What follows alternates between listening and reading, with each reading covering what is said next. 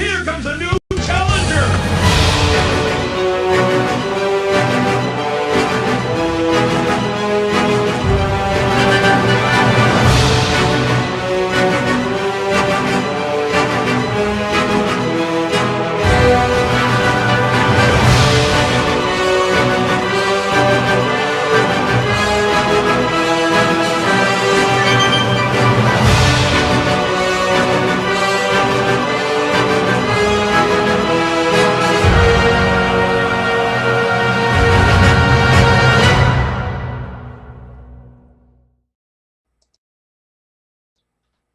What's up, everybody? How you doing? I am Mike Watson, the publisher of Freestyle Comics, the host of this show, and I go by the moniker of Most Epic. Happy to be here for another episode of the show that I call Chat and Draw, where we literally chat and draw. I got a pretty awesome guest coming back on here. He's been on here before. We're going to be talking about his newest and latest project that he has coming out, and we're going to be discussing that and talking about it.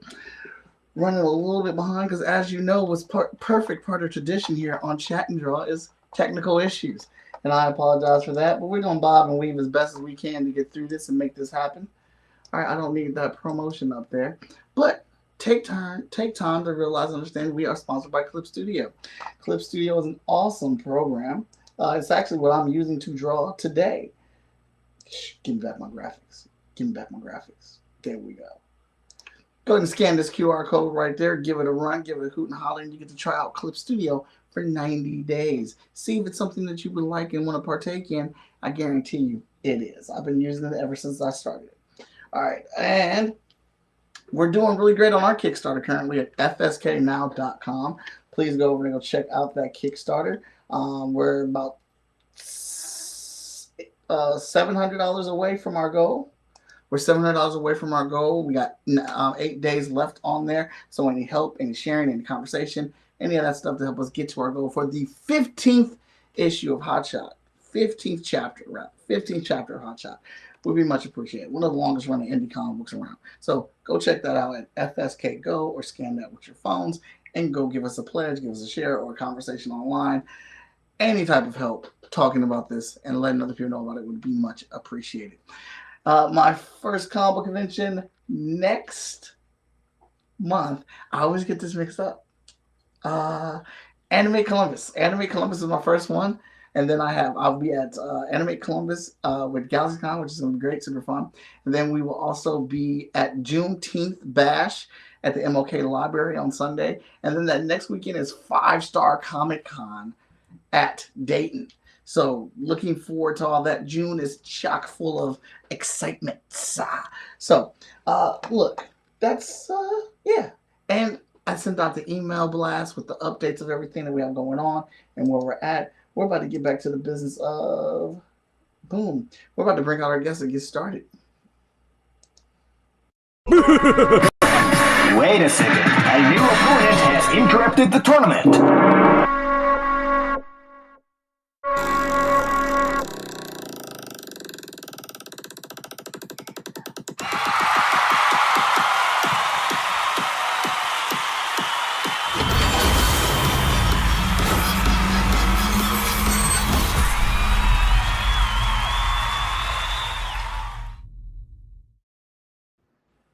What's up, sir? How you doing? Welcome back to the show. What's going on, man?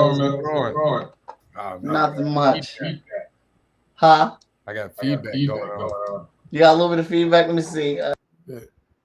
How's that? Testing. Whatever you did worked. Can you hear me? We'll go ahead and tell everybody, for those that are new, that have maybe seen you for the first time, even though you've been here before, go and tell everybody who you are, what you do, and what's bringing you to the show today. What's going on, everybody? My name is Javon Stokes. I am writer, artist, publisher, owner of visuallystoke.com, aka I'm also the most opinionated man in comics, even though I'm trying to tone that down. I'm trying to turn over a new leaf. I am also the creator of Heat and what we're on tonight to talk about, which is Strong. And I'm so happy to be here. This has actually been, I can't even, I want to say the last time I was on here was to promote Strong Zero. and you did the alternate cover for it. So that was 2020. I want to say. So it's about almost 6 years. Yeah. Alrighty, and we're back on here to do another potential, maybe, or whatever you want to do with it when our work is done. I might appearing. All right. What you do? Let's see, is it on my end? Technical difficulties. How's that? Yeah, much better. Much better? Yeah. Is it a speaker in here? I have no idea. I'm just switching microphones. Okay. Well, I'm good on my end. Okay. I just keep switching microphones. I have no idea. Oh, I don't know. All right. We gonna fight through. We gonna power through. We're gonna do our best. All right. Okay, so this is actually strong number 1. We did strong number 1. All right, so tell us about this first issue. Well, tell us a little bit about issue 0. And do you have the link for us so we can put that in the chat? Yeah, I thought I sent it to you. If I didn't, I'm gonna do it right now. Yeah.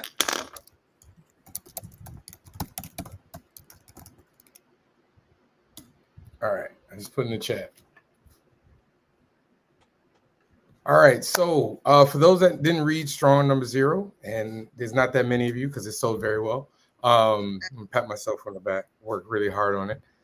Strong 0 was an introduction to the character of Strong through the eyes of a reporter named Tamia Redding. And she was able to Tamia was able to convince Strong to take her into her world and show her around and try to get to know this superhero that really was kind of a mystery to everybody in the city. So they went on different adventures, and they actually saved a young woman who had discovered she had the ability to warp reality. But she discovered this on a bad day. and because she was on a bad day, as you can imagine, the ability kind of went wild. So Strong and Tamia were able to help her. And, at the climax of the story, spoilers. So, put your, just do this for the next, 10 to 15 seconds. You find out at the end that Tamia's name is actually Tanika Patrick. She is a FBI agent assigned to monitor Strong, and if need be, find ways to take her down. Okay, so the government doing what the government do. The government doing what the government do, and then in Strong number 1, the first Strong number 0 was kind of a dual issue. Like when I say dual issue, I mean it was very much about their relationship between the two characters, because I was really interested in telling a story about two women and how they relate and react to each other. But this story is squarely Strong's. It picks up maybe a month or 2 after the events of Strong number 0. But this one, you get introduced to Strong's family, friends. You see a couple of villains, stuff like that. But the big event of the first issue is that the local government of Atlanta, which she spends most of her time in, has decided they're going to go against the grain and honor Strong as opposed to following the government mandated ban on superhumans. They're going to honor her and throw her a rally. Okay. I wanted to deal with a bunch of different themes, but one of the big themes I'm dealing with in the first issue is like worth. Like, when you work really hard and you never gotten, shine, now you're getting shine. Like, how do you handle that? I'm sketching while you sketch. I'm not fancy. I'm not fancy like Mike. I got my sketch. I got my sketch. I'm a fossil. You're a fossil. You know? Hey, that stuff still works though. It's the foundation. Hey, absolutely, absolutely. But yeah, I mean, I'm really really proud of this book. I think it's got my best work to this point. You learn a lot of new things about Strong. That was one of the biggest things. Like, what can I show people that's new? And for those that don't know, and I've kind of I don't consider it a spoiler. It's kind of you learn this about her relatively quickly. Strong's ability, for those that don't know, she is a former Olympian who it gets involved in a car crash due to her alcoholic brother, and she loses the ability to walk due to this. And in her at her hospital bed, she's visited by an ancient cosmic force that gives her the ability to transform into a 6'2", powerhouse of a woman, with who is the strongest superhero on the planet. But the monkey's paw of it all is she can only do it for a certain amount of time.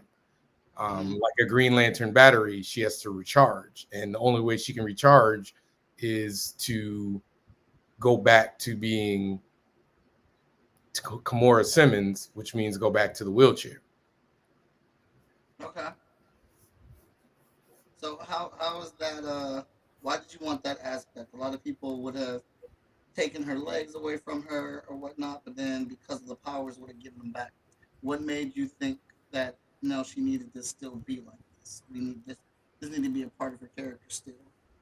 Well, so part of it is I wanted to show not a woe is me, somebody who has a handicap that's woe is me. I wanted it to be more of a, okay, this is just what life dealt me. I can still be amazing in this wheelchair. But there is, I wanted to also show, the consequence. There are consequences in life, and it's also you want your hero to have a feat of clay to a degree. Like if she was just able to be strong forever, why would she ever go back to being, Kimora in a wheelchair? On top of that, there's also like the ticking time bomb. She has to do whatever she needs to do in a certain amount of time because she has to recharge. All right. So, do we have any outside influences such as inspirations for this character? Well, the biggest inspiration is my mom. Biggest, she's very much what I pictured my mom as a teenager. Obviously, I never saw my mother as a teenager, but my mom was a big influence. Pretty much every woman that I know has, Strong has a little bit of DNA of them in her. There's also a young lady who is a really good friend of mine who is kind of the visual inspiration. When I met her, she wasn't into like exercise or anything, and then she kind of got into it and then went like bodybuilding, and so she was like doing competitions and everything, and I was just like, that's awesome. So like, you're a superhero, right? Like you look like a superhero. And so it kind of went from there. But I'm also a Superman fan. Like you and I have talked about this before. I'm a big fan of Superman, and this is my, take on, like the hopeful superhero. Okay.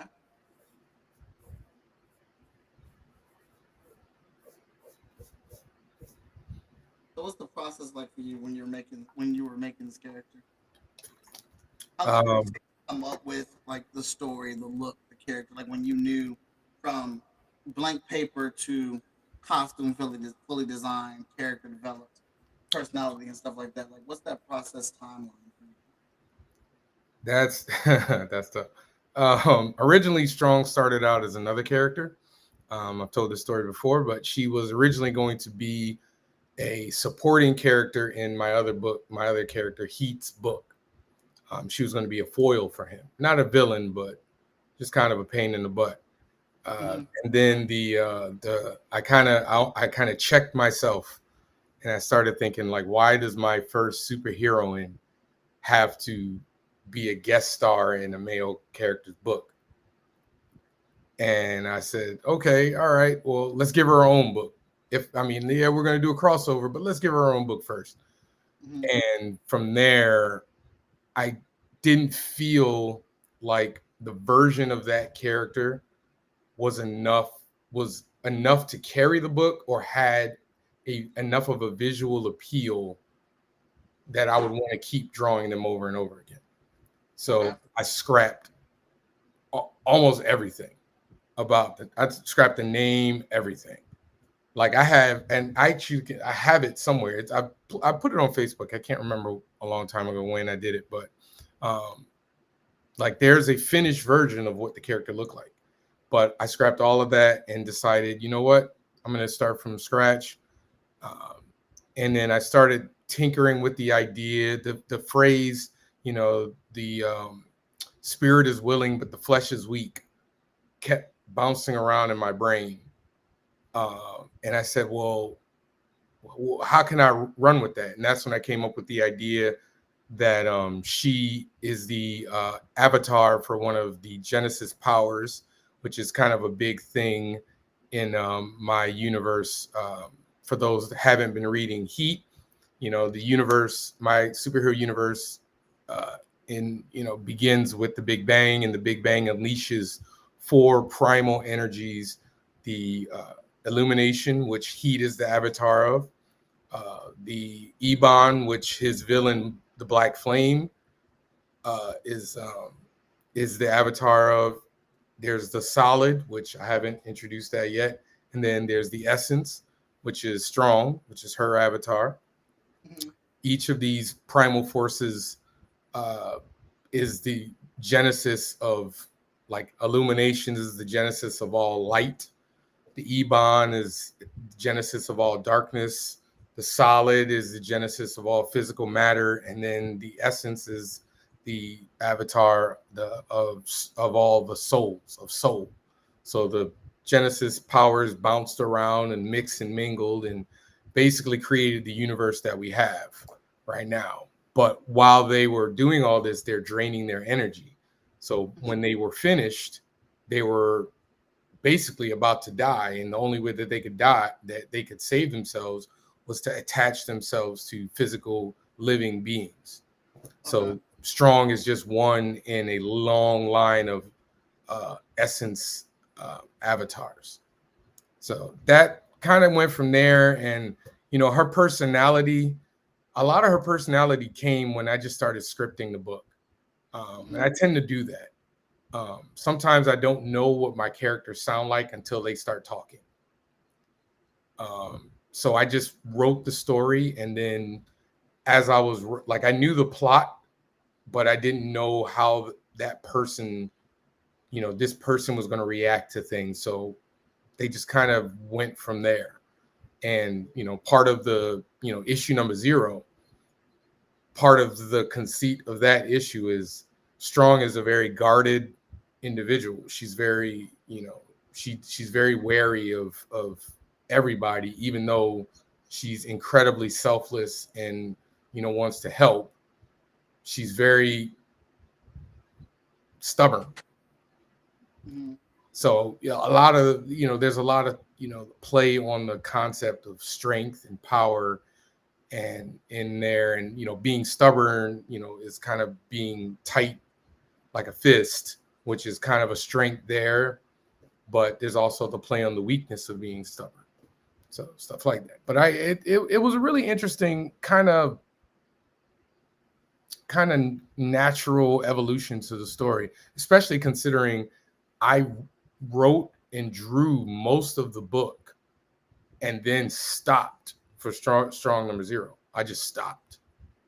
And went, huh? Why's that? You can blame Todd McFarlane. I was watching. What did you say? What did Todd do? I was actually watching a documentary, image documentary, I want to say.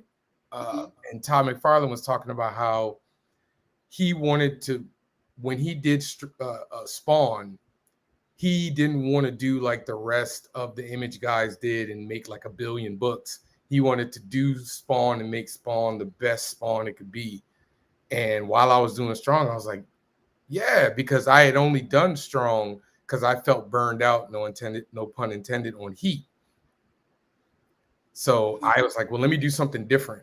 So I had done the majority of the book. And by the time I got done, or maybe I want to say like 85 to 90% done, I saw the documentary and I was like, you know what? He's right. Let me do the best Heat I can do. And then I did Heat number 1. I think I did like 1, 2, and like half of 3. And then I said, I have a whole book sitting here that should be finished, that could be making me money. So then I just took a minor break from Heat number 3 and finished up Strong. And now, I finished up Heat number 3, and so I've got 3 issues of Heat plus a graphic novel. I thought, you know what? Let me give some shine back to the woman of Visually Stoked Media. And I'm glad I did, because I get a lot of people who were very frustrated with me that I took so long to get back to Strong, because they really, really liked Strong number 0. So you're getting what you want. It took me a year to do this book, just between lifing. So I'm really excited about it. Awesome stuff. All right. So that's great. Hearing about and getting influence from in the industry artists that are out here right now. So is Todd one of your favorite creators? Todd is a mentor in my head. More so, I love his art, but I love what he's done. Like what he took for Spawn and created. I've always admired that. Just him betting on himself so much in his career is kind of one of the reasons I'm like super indie. I'm a super indie guy. Like, I would love to work for Marvel and DC. I really would. But I love so much doing my own thing. And nothing would make me happier for Strong and Heat to be so popular and successful that maybe I don't need to go to Marvel and DC. I can just do what I want to do. But Todd is definitely one of my, one of the creators I admire the most. It's Todd. It's George Perez is forever my favorite comic book artist. Forever. Who else? Jesus. So many. Mark Waid. Big Mark Waid fan. Of course, I can't. Dwayne McDuffie. That's definite. Right. Dwayne. Christopher Priest. Okay. I'm a big fan and a friend. I consider him to be, somebody I'm really cool with. He's always nice to me. Every time I see him, he'll stop. We'll have a nice conversation. Dennis Cohen. Definitely, that's my guy. You know me. I could talk artists, creators all day. I was just thinking about who are my favorite, like, underrated artists who aren't, who don't get like the big hoo-ha made about them. Like Scott McDaniel. I owe so much of my style to Scott McDaniel, Todd Nauck, Ron Garney, Brian Steelfreeze, MD Bright. Nobody gives enough shine to MD Bright, and I need more Black people, my Black creators. This is the man who did the art for Icon for the first few books. He is an amazing artist. He did Green Lantern. He was a phenomenal artist, and he never gets talked about when they bring up the best African-American artists. So y'all got to do better. Who else? And public service announcement right there. What'd you say? I said public service announcement right there. Seriously. Like, I never understood. Like, I love Brian Steelfreeze, and he deserves all the flowers. But MD Bright was doing it for before I was born. So, you know, we really need to, you know, there are a lot of amazing Black artists. You know, they're more than just, you know, 2 or 3 guys. I mean, listen, I'm not trying to just, you know, suck up to him, but No, I don't think Mike that. Watson, I watch what Mike Watson does. Like moves that this man makes, business moves, artistic moves. You know, he actually, you know, you're the variant cover that you did, which I love, by the way, and I'm a little upset that I didn't keep one for myself. Actually, no, I did. I did keep one for myself. It's around here somewhere. I did. I thought I might have sold it because, you know, I sell everything. I was the same way. I just had to replace my Volume 1 Hot Shot trade because I was short one on the last Kickstarter, so I was like, I can get this person. Let me get this. You know what I had to start doing? I had to start making like a sample copy that people can read through, and then I just write sample across it, so nobody wants to buy it. But then I had a con where somebody bought my sample book, and I was like, "Yo, I can't even keep a sample." But I look at that, and it actually it informed a lot of like how I drew strong for this book. Believe it or not, like the way you did the hair, you know, the metal. This is actually metal, by the way. Like the shoulder straps, they're like metal. Okay. Yeah, I switched up the design a little bit, so they're metal.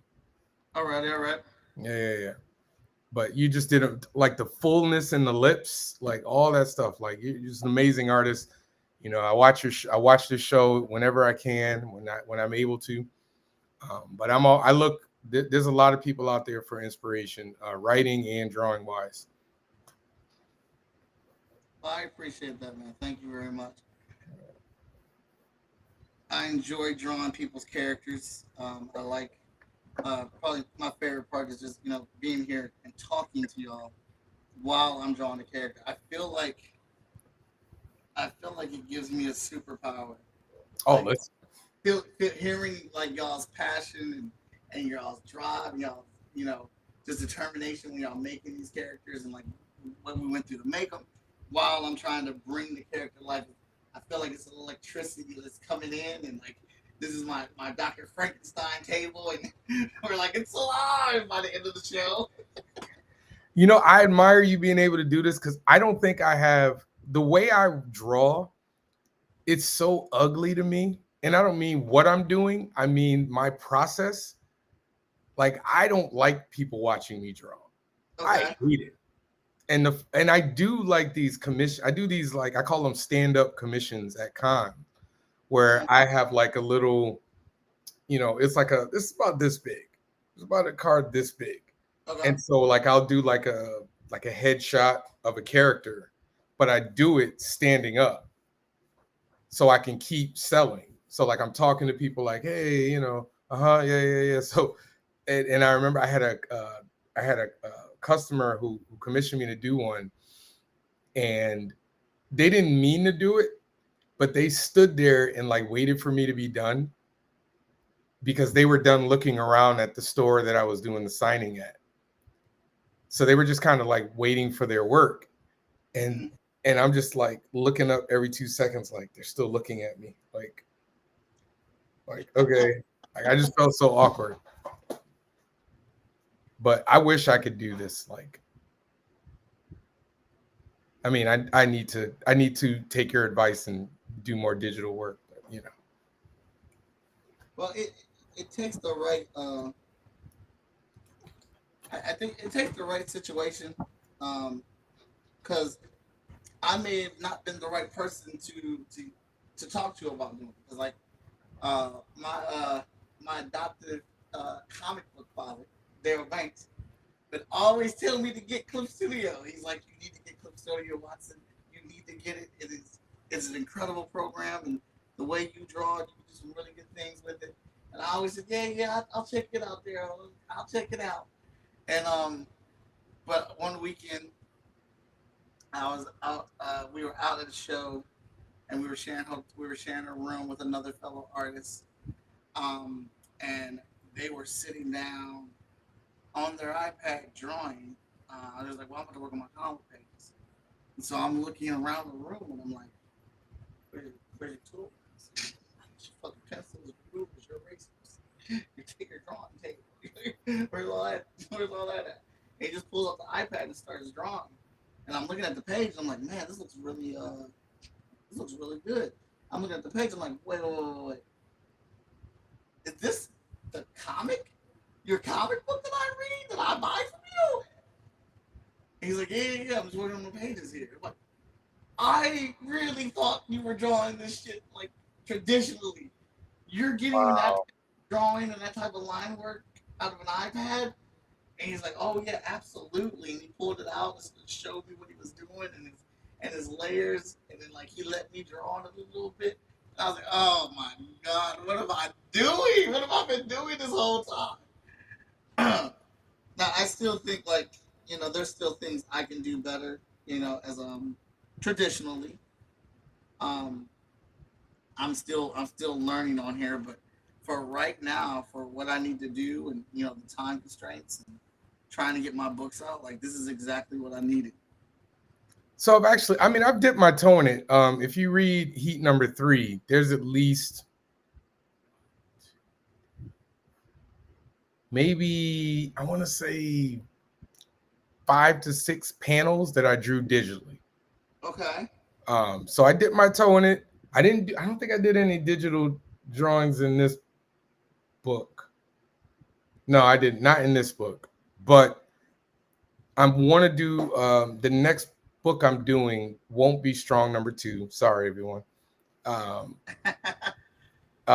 want to do a horror book. Oh, okay. So I'm gonna try and do it digitally. I'm gonna give it a shot. So this will be a lot of trial and error. And I expect it to take a little longer, which is why I'm doing this book as opposed to Strong or Heat. Because I think what I'm gonna end up doing is I'm going to draw Heat number 4 and Strong number 2 simultaneously. Oh, okay. Yeah, it's an artistic challenge that I've given myself. See how long it's going to take, and I think it'll also help me stay fresh.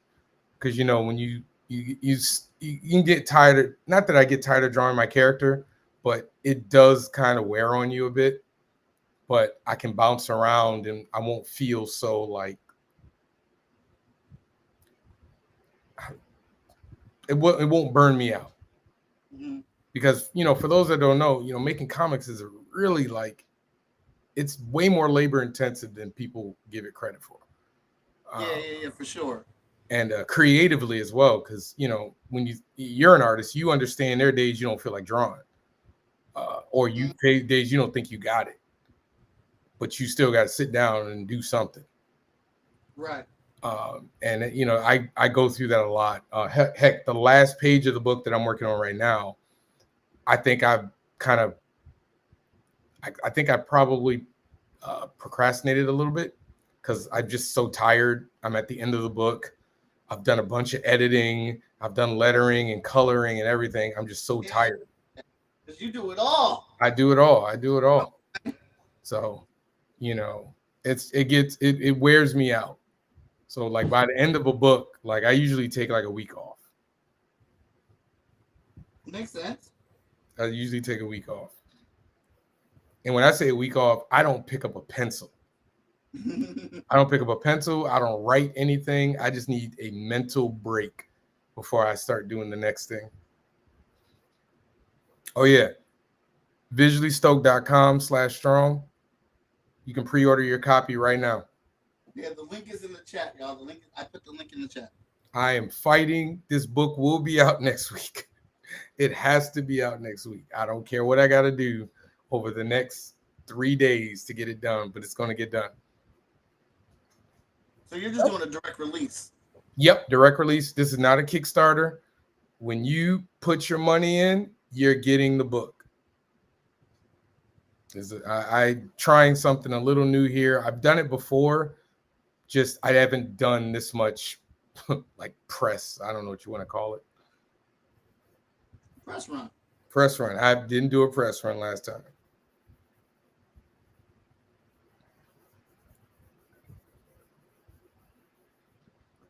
Yeah, I mean, I'm always happy to come back on here. I had to come back on considering this is one of the first stops I did, the last time I did Strong.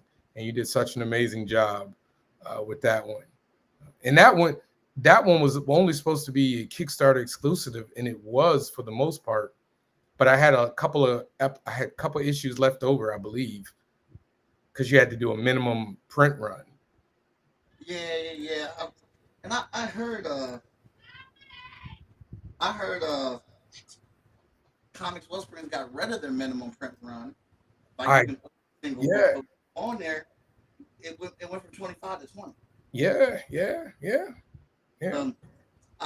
Apparently they also, I guess they got complaints because their prices were raised. And I was wondering if they raised their prices because I went there to go get some more stuff for it. And I was like, this is just as much as the other site I use. And I was like, well, I'm just going to go back to the other site because they're guaranteeing me a date. And, I know when I'm going to get it, exactly when I'm going to get it or whatnot.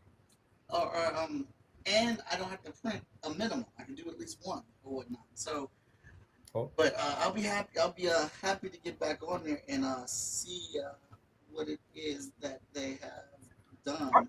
I love Comics Wellspring. They're always good to me. Like I'll put in an order on a Monday and get that thing on a Thursday, or like I'll put in the order on a Friday and get that thing the next Wednesday. Like they are great to me.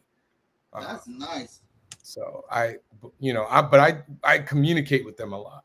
So like I'm like, hey, I need this for such and such, and they'll be like, okay, we got you. Don't worry about it. Just make sure you get it by this time. Okay, cool. Especially, and I do so much with them, like so I don't have to keep putting in, this. They immediately pull up whatever files I got. It's not, they don't have to do too much, but I'm trying to have this sent in by Thursday if I can, but that might be asking a lot because I still got to flat and color the doggone thing. Well, no, this last page I still got to flat and color it. But I'm really excited, man. I really am. This feels like a long time coming. I think it's gonna continue a lot of the tradition of the first issue. The first issue was really, in my opinion, really quirky. There was some laughs, there was some pathos. It's very much in the vein of, like I said, Superman books, maybe a little Silver Age Superman-y type stuff. That you'll see some nods to Silver Age stuff. I'm trying to think. I loved the tenor of the She-Hulk TV show. Yeah. So you get a little bit of that, just not the fourth wall. You get a little bit of fourth wall breaking, but not in the traditional sense. But yeah, it's I'm like really, really proud of this work. All right. But it's always a good feeling, man. When you feel good about the work, that's when you know you're going to give kind of like the best potential experience that you can give your readers and viewers. It's also a good feeling to finish a book. Like y'all don't understand. It's a great feeling to finish a book. It's one thing to say I want to make comics. It's a whole nother thing to have held it in your hand and know that you made it from start to finish. Right. Like it's a creative, like it's such a weird, it's really it's an interesting feeling for me, because it's almost like a weight off my brain. Like I don't know if you feel you have the same feeling, but whenever I finish a book and it's complete and it's in my hands, it's almost like my brain lets go of the book. Yeah. Like you don't have to think about it anymore. It's done. No, that is a great way to be lifted off you when it's finished. It's a very good feeling, and I chase it all the time. Do you read your books again, ever again? Oh yeah, Really? yeah. Well, What we're trying to do and how we're trying to connect these storylines together. Yeah, I go back through them and I read them. see, I never read the books again. I have like documents in Google Doc that has all the information, but I never go back. So the reason that I do it is because Victor Danders wrote the first 6.5 issues of Mm. and the great Kerry Kelly came over for a crossover with us, which I truly appreciate. And he wrote 2 issues, a 2-part story. And then Victor, we call him the architect because he created the ground floor, the foundation for this guy. He read all the books and he hit me up and he was like, "It's a good story, it's great action, but they feel separate." Oh, okay. And Carry Sixes, they don't feel like they're from the same series. And so then it made me go back and read them. Oh, okay. And I was like, shit, he's right. Because there's just things that happen, in the first 6 issues that don't get brought back up in this 2-part story. And it's not like you need to be bogged down with the you don't need to be bogged down with the the history of it, but it still should feel like these things are relevant to some degree. And that's what we were missing. So Kelly had he'd already started writing he already started writing the 9th issue. And so I was like, hey, this is on me, not on you. But I need to write issue 9. And you already wrote an issue, so I'm not about to ask you to go write. Yeah, rewrite it. Because the reason I want to write issue 9 is because I failed as an editor. My job was, and I was more of a fan. Because I was excited for this crossover we had, and the story was good and the action was dope. So there was a lot of cool things I got to draw, and I did not look at it as an editor, as an editor over a whole series. So, so I wrote issue 9 to kind of like get things back on pace and get back on track. And then I ended up writing issue 9, and I was like, well, you know what? And this is no knock against Carey, because he did a great job. I was like, I kind of like this, so I'm going to start writing the book now. And so now when we write the stories or we have these things happen, I read them as a whole to make sure we're not missing it. Okay. So I think the difference between you and I is I probably live in the story a little more than you do. Mm-hmm. Because, I touch like you're editing, but I'm editing and working. Mm-hmm. So like I'm doing the flatting and then the coloring and then the lettering and everything. So by the end of it, like I just can't look at it anymore. Like, yeah. I get that. I'm just like, I can't do it. I can't even, like right now I have to go do some editing for the book. And I'm just like, oh, I cannot look at this anymore. I love it to death, but I can't do it.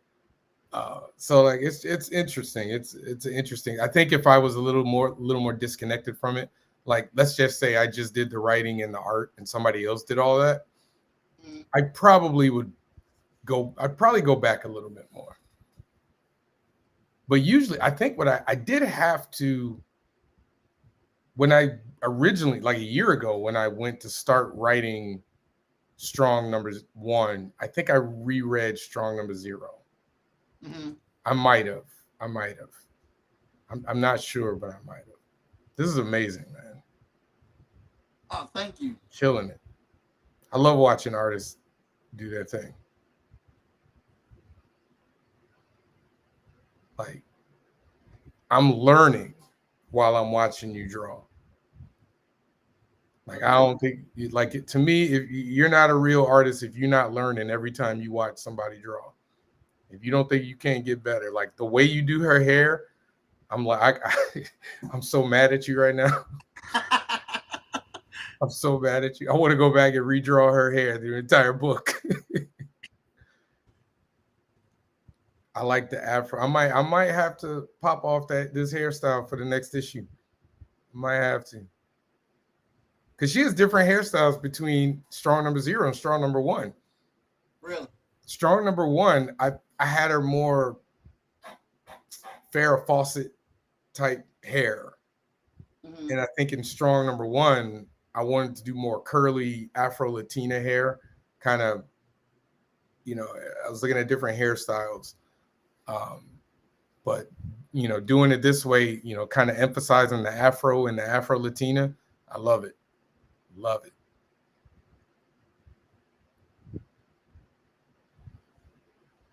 And I think in this book, like the style for this book, I would say is probably closer to do you remember artist Jim Ballant?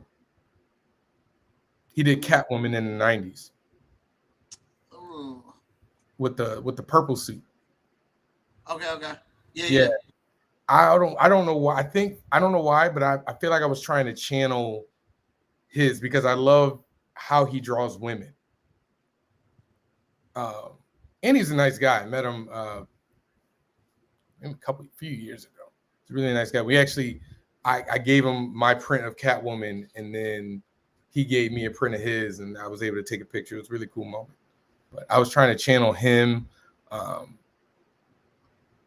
And I'm always trying to steal from Scott McDaniel and how he does artwork. Scott McDaniel, for those that don't know, Scott McDaniel was the artist for the 90s. Was it 90s? Yeah. It was the night. God, dog, I'm old. The 90s run of Nightwing. He killed Nightwing. He was. I still you don't know how many times I go back to read that run. His artwork is amazing because nobody's art looks like his. Yeah, and that's wild because Charlie got him to do a couple Spider Girl covers. It's the other one. It's the other way. It's an S. It's an S. I don't know if it's backwards what I'm looking at.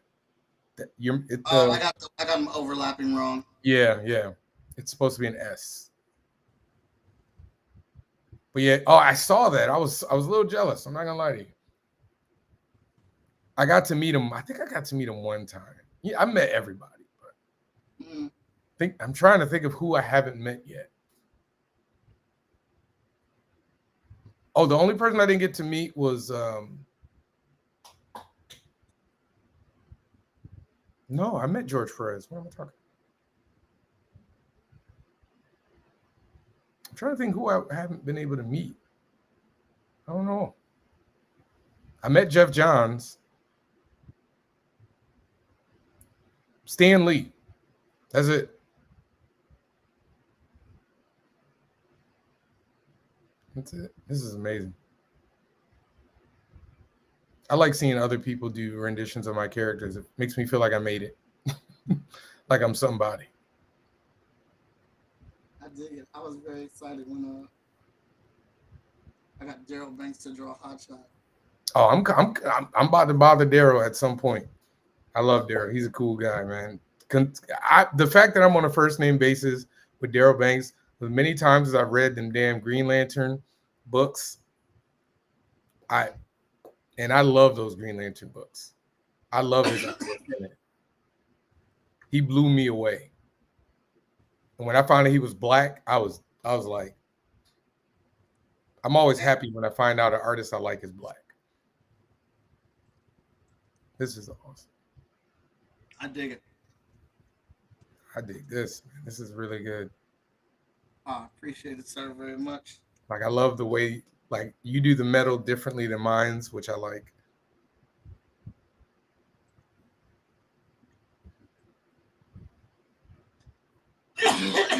With the costume of Strong, I designed it so women can cosplay it and not feel like, they half naked and exposed. And I got a lot. I've gotten a lot of compliments for that. It's very intentional. I want women to cosplay, be able to cosplay it. Like you can go out in public and wear this. So the day I see it, I've been telling people. I've had like 2 or 3 women say I'm going to cosplay it. I'm like, listen, if I start crying, understand. I'm securing my masculinity. I can do that. You good? Yeah, I'm good. I promise I am. Yeah, it's a great feeling to see that. I'm waiting for it. I haven't seen it yet.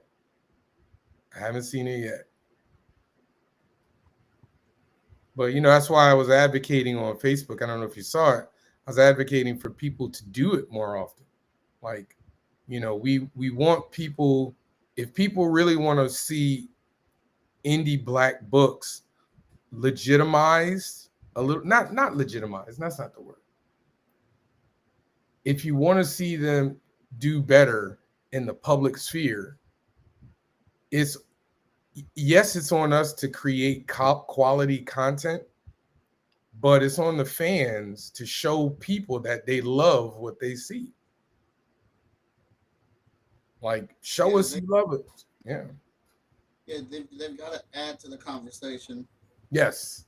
It's a dialogue. It's absolutely a dialogue. Like, show us that you like the characters that you read, if you do read them.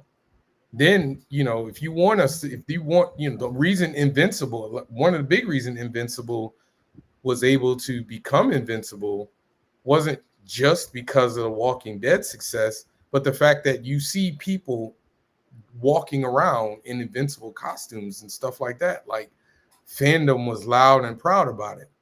We need fandom to be loud and proud. Because it doesn't help us to silently support us. We appreciate it, but be loud about it. If you like Strong, tell everybody. If you like Heat, tell everybody.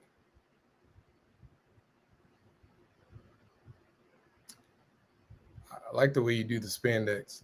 Actually, you know what the biggest inspiration for Strong's outfit came from? Where? You'll enjoy this. Wrestling. Okay. I'm a big, I can't call her that name anymore. Mercedes Moné. Okay. I'm a big Mercedes Moné, Bianca Belair, Jade Cargill. Anytime I see a Black wrestler, or a female wrestler in general, really, because there's a lot of them that I like. It was definitely born from that. I think it was a specific outfit I saw. I can't remember who was wearing it, but I gave him the full legs instead of the just like the legs exposed, because in my mind, and I love Wonder Woman, but I think if a Black woman were to become a superhero, I don't think they would be scantily clad. Yeah, I agree with that. Not that the ones that aren't, but even, and I don't know if it's subconscious or not, but I'm trying to think of a scantily clad Black female superhero from the big two, and I don't think there's many. Maybe Storm for like a hot second. Yeah. They put clothes on her like pretty quickly. I can't think of anyone else. Because she went from she was legs out, she was yams out for the first few decades of her career, but then they had her in I think it was the punk rock came out first. Mm-hmm. And then after the punk rock, she never went back. She was clothed pretty much from that point on. But Vixen has always worn clothes, like, Vixen, Captain Marvel. Wait, did she? Nope. I'm just yammering. No, you're fine, man. And, I apologize. I get lost in the. No, I'm watching too. I'm I'm trying to be enthralled and informative at the same time. But yeah, it's a new start for the character. I'm really excited about it. I'm actually kind of hoping to have another artist do issue number 2, but if not, I'll do it because I like to draw. I don't think I'll ever get away as much as I do outside of this. I don't think I'll ever get away from the drawing table. One way or another, I'm going to always be drawing interiors, not just variant covers. You know, I know a lot of artists, once they reach a certain point, you know, they do variants. And I know some of them do it for age, but others do it for money because they find that, they make more money off covers than in commissions than interiors. I like telling the story, though. Yeah. This is great. This is awesome. I think this is about it. This will do it. I think this is awesome. I'm officially angry at Michael Watson for being so damn good that now I want to redraw my damn book. This is awesome. All right, so and your style is nobody else draws like Mike Watson. Like, no, I'm dead serious. Like, forget it. I'm going to talk about black artists. I love the way black artists draw because I know when an artist is black. Like, tell me, am I wrong? Like, there's an energy to it. Like, I didn't know Brian Steelfreeze was black, but then I knew when I saw his artwork. I was like, nah, there's a little something there. Like MD Bright, I was like, there's a little something there, especially with the way they draw black people. Yeah. If I see how the way a black person and a white person, it's gonna sound terrible, the way they draw black people tells me which is which. If I don't know, I don't know if that's necessarily terrible. That's one of the things. That's one of the things that has been a complaint with some artists in Marvel, like because they won't draw Storm's hair like she's from Africa, and then some artists feel like it's too much work to draw hair like that, or they don't really understand how to draw hair like that. But then when you see an artist pull it off, I'm not saying always they're a black artist, but chances are it's a black artist that was able to pull it off. You pull it off right there. Didn't even take him that long either. So that whole thing about it take a long time. Didn't even take you long to get that texture. I would say that would be a valid complaint before we got the brushes and stuff. But yeah, here she goes. Strong. Awesome, man. This is awesome. Strong number 1. And we got the link in there. We're going to put it back. Visuallyspoke.com/strong. You can pre-order Strong number 1. You can order Strong number 0. And if you want to check out Heat, you can order Heat 1, 2, and 3 online as well. But this is amazing. Thank you so much, man. This might be a variant cover. I mean, it might not make it at this one because I ain't got the time. But it definitely might be a second wave variant. That's amazing, man. Thank you so much, man. I appreciate you. No problem at all. I was glad to have you on the show. We got that discussion going and having the talk. I want to thank the chat for tuning in. What's the release date for this? This Wednesday. This Wednesday? Next Wednesday. Oh, next Wednesday. Excellent. This Wednesday, I would be like, yeah, I ain't getting it till next Wednesday. Yeah, I would be like, Javon, it's Wednesday. The goal is to have them next Wednesday, or it'll be Wednesday or Thursday. But if you order yours, it will be shipped out as soon as I get it, and then next weekend I'll be at Fan Expo Philly, where we'll be doing the big, it's open for everybody. But listen, I'm working, guys. I'm working. Trust me, it is gonna get done. So we're gonna make sure y'all get it. Thank y'all so much. Awesome. Well, thank you for being on the show and letting me spend some time with your character. You really appreciate it. I'll be dropping this off to you. You can do whatever you want with it. It's yours to have. And I want to thank everyone for tuning in and catching us up. Catch us next week. We will exit out on the Hot Shot trailer. Go check out Hot Shot at fskgo.com. We have that currently on Kickstarter right now. We're about $700 away from our goal. So anything you can do to help us hit that goal and beyond would be very much appreciated. See you next time, y'all. Thank you, sir.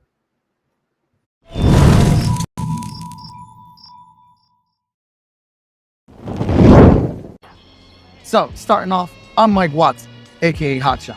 I don't know how I got my powers, but I've been using them to save lives, just like my hero, Justice. I've done team-ups, even saved the city once or twice. I couldn't save her. This hero's life, it's more than just me. But hey, great power, right? I chose this to be more than a geek, a student, or